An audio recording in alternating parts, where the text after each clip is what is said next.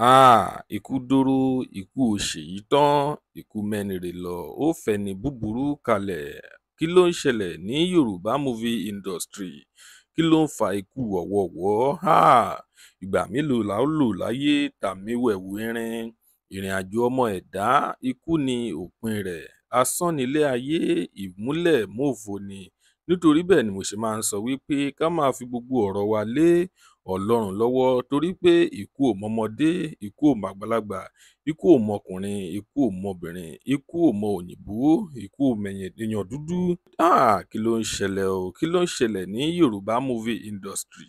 Lónìí, ìròyìn nípa Múyìwá Àdìmọ́lá Mr Authentic òun la mú wá fún yín lénìí. Ẹ máa bá wa ká lọ kẹ́ lè gbọ́ kókó inú ìwé ìròyìn náà. Tó bá jẹ́ ìgbà àkọ́kọ́ tí ẹ ń wo fídíò wa nìyí, ẹ jọ̀wọ́ ẹ tẹ subscribe button láti máa rí púpọ̀ lára àwọn fídíò wa wò. Ojú tí ẹ fi ń wò wá kò ní fọ́, etí tí ẹ fi ń gbọ́ wá kò ní di láṣẹ Èdùmàrè.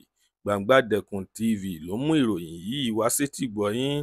Lónìí, ìròyìn jẹ́ kó tẹ̀ wá létí wípé Múyìwá Àdìmọ́lá tí gbogbo wa mọ̀ sí Mr Authentic, ó ti gbé lọ sórí ìtàkùn ayélujára rẹ̀. Ó ní wípé ó ní gbogbo àwọn òṣèré tí ó jẹ́ pé wọ́n ti jáde láyé, ó ní kí Ọlọ́run kó bá òun tẹ́ wọn sí afẹ́fẹ́ rere o.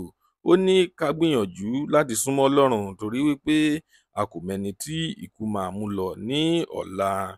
Lónìí, ìròyìn ní ṣókí tí a mú wá fún yín rèé. Tó bá jẹ́ ìgbà àkọ́kọ́ tí ẹ ń wo fídíò wa nìyí, ẹ jọ̀wọ́ ẹ tẹ subscribe button láti máa rí púpọ̀ lára àwọn fídíò wa wò. Ire lójú gbogbo wa máa rí o. Ó tún dọjọ́ mi, ọjọ́ rẹ̀ ó dìgbà.